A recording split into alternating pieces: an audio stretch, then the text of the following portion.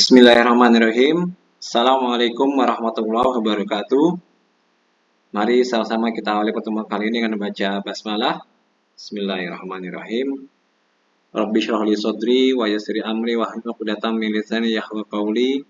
Allahumma shalli ala Muhammad wa ali Muhammad. Selamat datang teman-teman semuanya di mata kuliah pengantar manajemen. Di pertemuan pertama ini kita akan bahas mengenai konsep dasar manajemen, ya. Tentunya teman-teman pasti sudah sering dengar kata manajemen itu, tinggal sekarang apa sih sebenarnya pengertian dari manajemen itu, gitu ya. Tujuan dari mata kuliah pengantar manajemen ini adalah mahasiswa dapat memahami dan menjelaskan gambaran manajemen secara umum, fungsi-fungsi manajemen, dan permasalahan-permasalahan yang berkaitan dengan organisasi. Oke, nah, saya tampilkan sebuah gambar nih. Ini sebuah minuman soft drink, ya, yang pasti cukup familiar, teman-teman pasti sudah cukup kenal dan pernah merasakannya juga, ya. Minuman soft drink yang bisa ini ya, menghapus dahaga ya, karena ada apanya ya?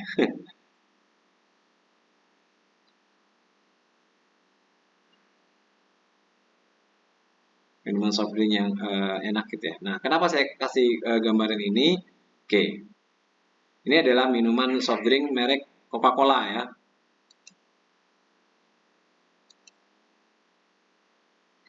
Oke, kalau kita lihat Coca-Cola itu ternyata sekarang posisinya sudah berada lebih dari 200 negara. Sudah tersebar minumannya ya. Minumannya sudah tersebar lebih dari 200 negara. Otomatis di lebih dari 200 negara itu sudah ada pabriknya masing-masing, ya.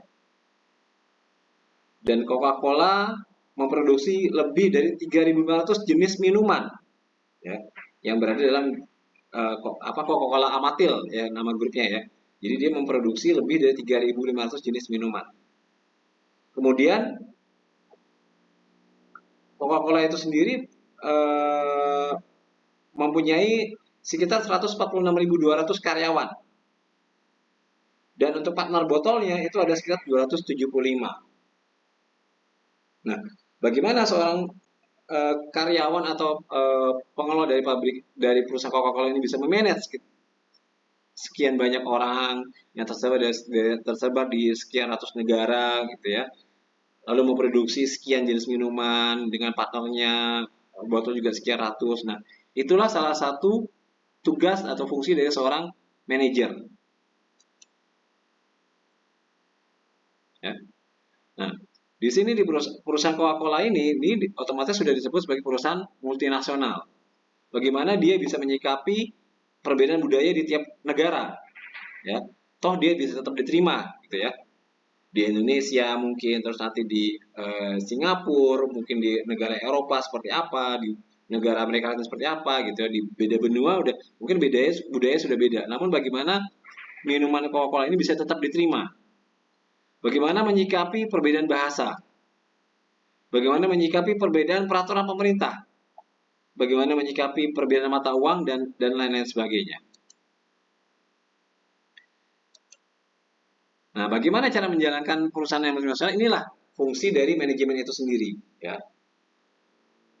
Jadi peran manajemen ini gambarannya adalah bagaimana manajemen ini bisa mengelola suatu produk, dalam hal ini adalah produknya adalah minuman Coca-Cola yang tadi ternyata dia tidak hanya berada di satu tempat, tapi lebih dari 200 negara. Yang otomatis ada hambatan yang perlu dilewati di situ adalah perbedaan budaya, perbedaan bahasa, perbedaan peraturannya, perbedaan mata uang. Oke. Lalu juga produksi lebih dari 3.500 jenis minuman. Bagaimana melakukan risetnya, analisa pasarnya sehingga bisa memproduksi bermacam-macam minuman, ya. Dan bagaimana juga menyikapi karakter dari sekian ratus ribu karyawan yang dimilikinya. Katanya seperti itu. Itu fungsi atau peran dari manajemen. Manajemen berasal dari bahasa Italia, ya. yaitu manajer yang berarti mengendalikan.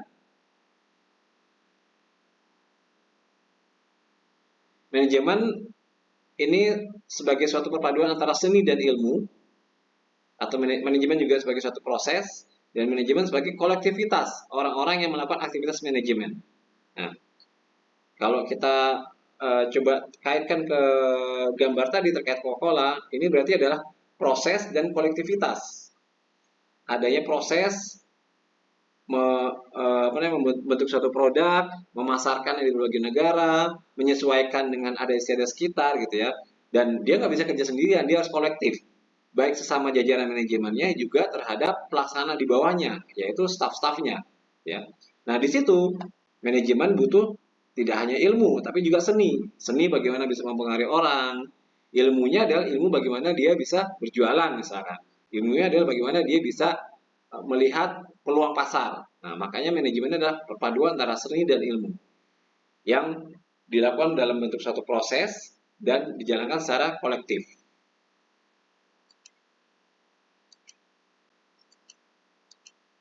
Dalam bahasa Inggris, manajemen diartikan to manage, artinya mengatur. Ya sifatnya memang manajemen itu hanya melakukan satu peraturan, hanya mengatur, hanya memberikan kebijakan.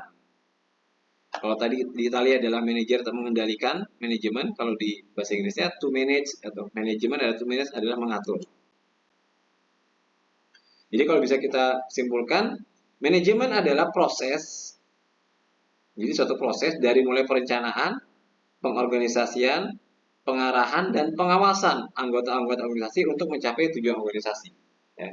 Orangnya kita sebut manajer, tapi manajemennya itu sendiri adalah pengertiannya adalah proses perencanaan, pengorganisasian, pengarahan dan pengawasan dalam satu organisasi untuk mencapai tujuan organisasi.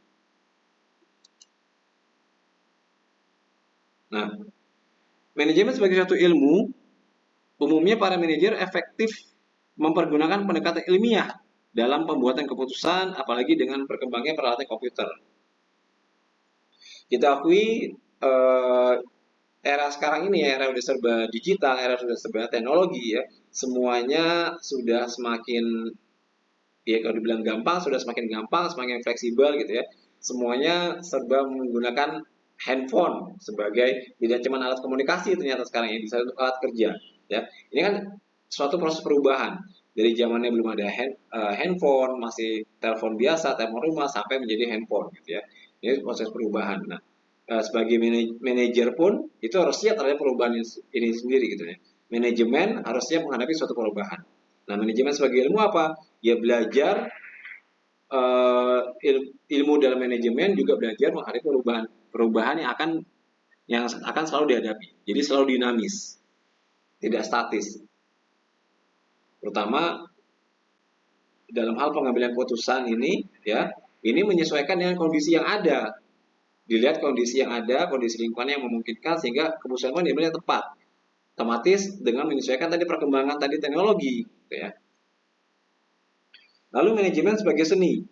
Dalam berbagai aspek seperti perencanaan, pemimpinan, komunikasi, dan segala sesuatu menyangkut unsur manusia, bagaimanapun juga manajer harus menggunakan pendekatan secara artistik, secara seni. Ya, yang paling susah kan memang memanage orang. Manusia, orang itu adalah memang sumber daya yang paling utama dalam satu perusahaan. Di satu sisi, manusia juga memang yang paling sulit diatur. Kenapa? Karena manusia yang punya akal pikiran, manusia yang punya ego, ya. Manusia punya latar belakang yang berbeda-beda, sehingga manusia juga mempunyai tingkat penerimaan yang berbeda-beda juga. Ya, nah disitulah pentingnya manajer, bagaimana dia bisa merangkul timnya supaya bekerja bersama-sama untuk menjalankan tujuan yang telah ditetapkan dalam suatu organisasi tersebut. Sehingga perlu adanya selain ilmu juga adanya seni untuk menjalankan perannya sebagai seorang manajer. Nah, terkait keahlian dalam manajer itu sendiri, kalau tadi pengetahuannya adalah perpaduan antara ilmu dan seni, manajer harus punya 3 keahlian ini, secara teknik, secara human, dan konseptual. Technical skill, yaitu keahlian dan pengetahuan para manajer yang berkaitan dengan suatu bidang pekerjaan atau ilmu. Jelas, basicnya teman-teman ini punya technical skill, punya keahlian atau pengetahuan dalam satu bidang tertentu. Nah, ditambah supportnya ketika teman-teman memang menjadi level manager, level pimpinan ya, pimpinan manager itu harus memiliki human skill, yaitu kemampuan yang dimiliki oleh para manajer untuk dapat bekerja dengan baik bersama orang lain, baik sebagai perorangan maupun kelompok. Nah, human skill ini terkait dengan tadi seni. Seni untuk bisa bekerja bersama orang lain, ya, sebagai seorang perorangan atau sebagai kelompok, dan seni bisa mempengaruhi orang lain. Terakhir adalah conceptual skill. Ini memang harus dimiliki level manajer ke atas ya, karena sifatnya sebagai pengambil kebijakan. Yaitu kemampuan yang harus dimiliki oleh manajer untuk mengkonseptualisasikan situasi yang abstrak dan kompleks. Jadi terhadap situasi yang abstrak itu kan nggak terlihat ya, yang ada dalam bayangan saja gitu, dalam pikiran. Dan kompleks artinya kompleks berarti cukup banyak kondisinya, cukup banyak permasalahannya. Itu harus bisa diambil keputusan, sehingga harus punya conceptual skill dalam keahlian dari manajerial. Ya, ini memang khusus level yang dimiliki oleh seorang level manager, karena sifatnya sudah mengambil kebijakan, jadi harus punya conceptual skill, bukan lagi sebagai pelaksana. Nah, fungsi atau proses manajemen ini kan biasanya pakai terkait dengan 4 hal ini kan. Di awal ada perencanaan, lalu ada setelah direncanakan diorganisasikan atau diatur lah ya bahasanya, di organizing, lalu diarahkan dan dikendalikan. Nah, dari proses input sampai outputnya, ini dari sumber daya dulu nih. Masukannya ada dari sumber daya. Sumber daya terdiri dari apa? Sumber daya manusia, sumber daya keuangan, sumber daya fisik, dan sumber daya informasi. Sumber daya ini harus ada sebagai inputan. Barulah dari inputan ini diolah, diproses oleh seorang manajemen menjadi tujuan organisasi. Tujuan organisasinya apa? Berarti yang jelas, yang efektif dan efisien. Apa definisinya? Efektif artinya mengerjakan sesuatu yang benar. Efisien mengerjakan sesuatu dengan benar. Ya, itu perbedaannya. Kalau efektif adalah mengerjakan sesuatu yang benar, tapi efisien segalanya harus dilakukan dengan benar. Ya. Ini efektif dan efisien, kita nanti akan bahas lagi contohnya ya, efektif dan efisien ini. Nah, ini tadi kan efektif mengerjakan sesuatu dengan benar, mengerjakan sesuatu yang benar, efisien mengerjakan sesuatu dengan benar. Kalau dia tidak efisien dan tidak efektif, otomatis tujuan tidak akan tercapai, dan efeknya adalah akan menghamburkan sumber daya karena nggak jelas, ya, kerja tidak dengan benar, tujuannya juga nggak benar, ya, sehingga menghamburkan sumber daya karena mubazir, sia-sia aja, nggak punya target yang mau dituju, nggak punya arah. Kalau dia tidak efisien tapi dia masih efektif, paling nggak tujuannya bisa tercapai, tapi sumber daya masih berantakan. Karena dia masih ada efektifnya, dia masih bisa mencapai tujuan, tapi menghamburkan sumber daya karena tidak efisien. Sebaliknya, dia sudah efisien nih, ya, dia menjalankan sesuatu dengan benar, tapi dia nggak efektif, ya tujuannya nggak tercapai, walaupun secara sumber daya dia masih bisa hemat. Nah, yang bagus ini adalah ketika efektif dan efisien, artinya sumber dayanya terpenuhi dan tujuannya akan tercapai. Ya, gambarnya seperti itu. Ketika efektif dan efisien, dia akan bisa mencapai tujuan dan dia juga tidak menghamburkan sumber daya yang ada. Bisa dimanage dengan baik sumber daya yang ada tersebut. Nah, ini berapa fungsi-fungsi manajemen dari beberapa ahli, ya. Ada John Terry, John F. May, Louis Allen, McNamara, Henry Fayol, dan lain sebagainya. Umumnya semua di awal pasti menyampaikan bahwa fungsi manajemen adalah berangkat dari planning, perencanaan dulu. Dan di terakhirnya umumnya menyampaikan pada controlling, pengawasan atau evaluasi, gitu ya.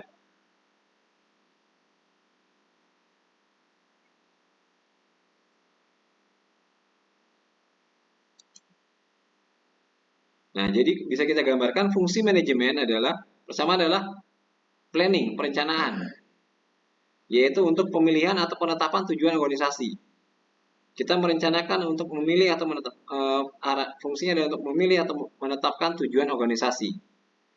Dua adalah pengorganisasian atau organizing. Penentuan sumber daya dan kegiatan yang dibutuhkan untuk mencapai tujuan. Nah, dengan mengorganisasikan ini atau mengorganizing ini, kita bisa menentukan nih sumber daya yang bisa kita gunakan dan kegiatan-kegiatan apa saja yang bisa kita jalankan untuk mencapai tujuan. Selanjutnya adalah actuating atau pengarahan. Mendapatkan atau membuat para karyawan melakukan apa yang ingin dan harus mereka lakukan. Jadi kita mengarahkan dan memberi contoh. Nah, bawahan kita yang akan menjalankan. Terakhir adalah controlling atau pengendalian.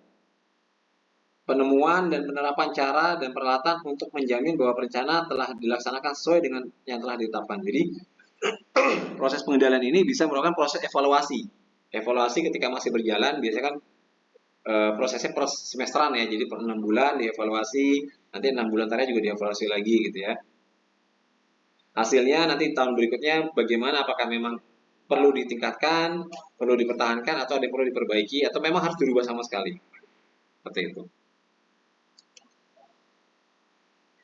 Nah, struktur yang disebut manajemen dalam satu organisasi, ya.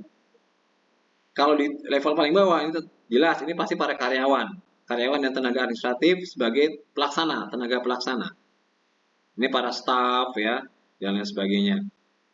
Baru di level di atasnya masuk ke dalam manajerial penyelia. Ini lebih kepada keterampilan operasional. Manajemen penyelia itu bisa disebut biasanya supervisor lah ya, bahasanya supervisor. Artinya dia mulai persiapan menuju manajer yang sesungguhnya. Jadi dia biasanya masih punya kemampuan teknis juga, bisa diambil dari bawah ini memang sudah berpengalaman dan dia punya jiwa leadership dan dia juga memang bisa memanage gitu ya, bisa punya kemampuan manajerial sehingga dia bisa dipromosikan dulu menjadi manajer penyelia ini. Jadi selain dia sebagai mengambil kebijakan juga, dia juga kadang masih ikut bantu untuk operasionalnya, karena masih di tengah-tengah penyelia ini. Baru masuk ke manajemen tingkat tengah. Ini dibutuhkan keterampilan manusiawi. Ini levelnya manajer bagian. Manajer pemasaran, misalkan manajer keuangan gitu ya. Manajer survei misalnya. Itu yang memegang bagian-bagian suatu bagian atau suatu departemen itu adalah level manajemen menengah. Ini dibutuhkan keterampilan manusiawi. Tadi sudah lebih kepada bagaimana dia bisa memanage bawahannya, dia bisa mengambil kebijakan sesuai levelnya dan dia bisa yaitu manusianya dan dia bisa pendekatan kepada bawahannya agar mau berjalan sesuai dengan yang diharapkan sesuai dengan tujuan dari perusahaan tersebut. Nah, tertinggi adalah manajemen puncak. Nah, ini mutlak ini butuh keterampilan konseptual karena manajemen puncak ini yang level direksi inilah semua keputusan strategis operasional perusahaan itu dikeluarkan oleh manajemen tingkat puncak. Sehingga beliau harus punya kemampuan konseptual yang bagus, ya tentunya juga memahami kondisi pasar, memahami kondisi lingkungan sehingga dia bisa mengambil keputusan dengan tepat. Nanti kita akan belajar juga bagaimana proses pengambilan keputusan itu, kenapa ada pengambilan keputusan yang salah gitu. Nah, itu mungkin bisa saja karena salahnya manajemen mengambil keputusan bisa karena informasinya nggak lengkap, data yang disampaikan nggak lengkap, bisa seperti itu misalkan. Atau memang datanya sudah lengkap, informasi lengkap, tapi keputusan yang diambil dari manajemen memang salah karena dia salah mempertimbangkan misalkan, bisa seperti itu. Nah, ini tokoh-tokoh manajemen ada Frederick Taylor. Taylor mendeskripsikan manajemen ilmiah sebagai penggunaan metode ilmiah untuk menentukan cara terbaik dalam menyelesaikan suatu pekerjaan. Selanjutnya ada Henry Fayol. Fayol mengajukan gagasan 5 fungsi utama manajemen.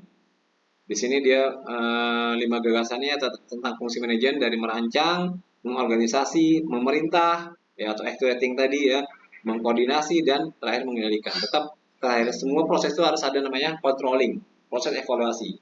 Kalau semua sudah berjalan tapi kita tidak controlling, ya itu percuma. Kita nggak akan pernah tahu apakah semua yang kita jalankan ini sesuai rencana tidak, sesuai target atau tidak, melenceng atau tidak, target kita tercapai atau tidak. Kalaupun ada masalah itu kita nggak pernah tahu masalahnya apa. Ya, kalau sudah tercapai kita sudah tidak mengevaluasi apakah dari ketercapaian ini sebenarnya ada lagi peluang-peluang yang bisa kita lakukan lagi perubahan atau tambahan lagi. Nah, itu kan semua pasti di setiap celah itu selalu ada peluang untuk perbaikan maupun untuk perubahan. Jadi selalu ada posisinya adalah evaluasi atau pengendalian ini.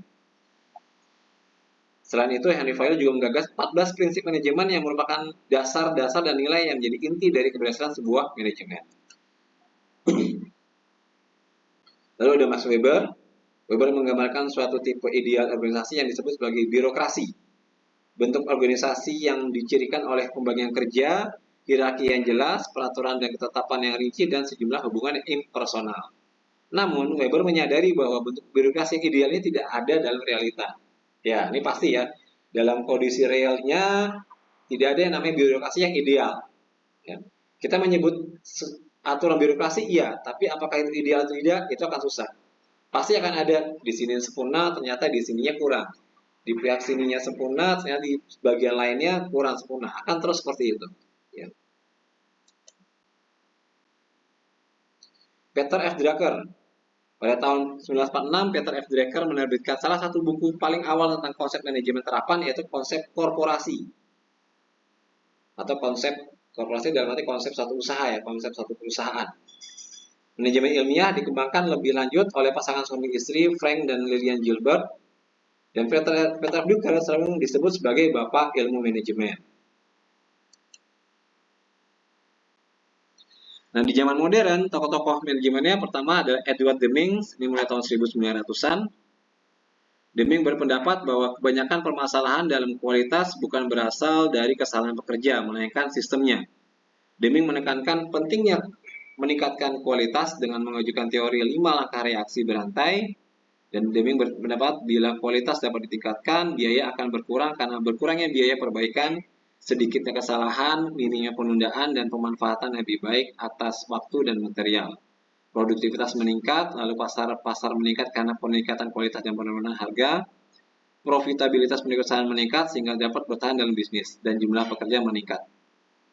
Era modern ini ditandai dengan hadirnya suatu konsep manajemen kualitas total atau biasa disebut TQM, Total Quality Management. Deming dianggap sebagai bapak kontrol kualitas di Jepang ya. Kalau di Jepang ini kita sudah pernah tahu yang namanya Gemba, ya salah satu proses manajemen juga di mana Gemba itu proses pengamatan manajemen langsung ke lapangan. Atau juga ini TQM ini Total Quality Management.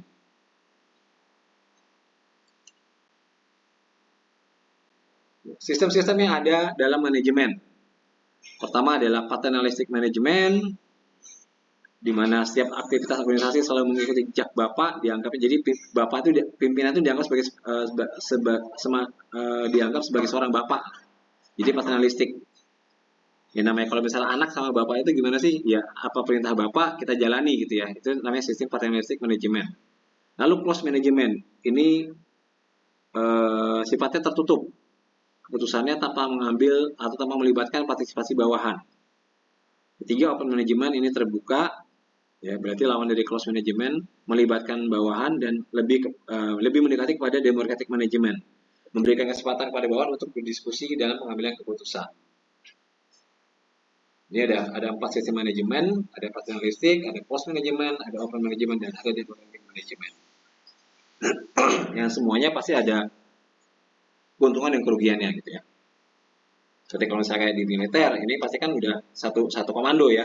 Sifatnya bisa paternalistik, dia harus menggunakan, tidak bisa dia demokratik kalau dalam sistem ketentaraan. Gitu. Tapi kalau dalam perusahaan, sebaiknya bisa menerapkan open ataupun democratic management. Ya. Tidak harus selalu open karena ada beberapa perusahaan juga yang sifatnya memang tidak perlu melibatkan sampai ke bawah. Cukup hanya sampai di level manajerial saja. Seperti itu. Baik, ada demikian materi untuk pertemuan hari ini. Semoga bermanfaat, bisa menjadi amal jariah buat kita semuanya, bisa diamalkan untuk kita secara pribadi maupun pada lingkungan sekitar kita. Dan jangan lupa saya selalu pesan untuk kita selalu saling mendoakan agar kita selalu diberi kesehatan, keberkahan, kemudahan dan kelancaran dalam setiap aktivitas kita dalam mengikuti perkuliahan ini. Jangan lupa setelah ini teman-teman melakukan absen oleh Google Form yang saya kirim. Kita akhiri dengan membaca alhamdulillah sama-sama. Alhamdulillahirrahmanirrahim. Bila hidayah wa taufik, minasratan mustaqim. Assalamualaikum warahmatullahi wabarakatuh.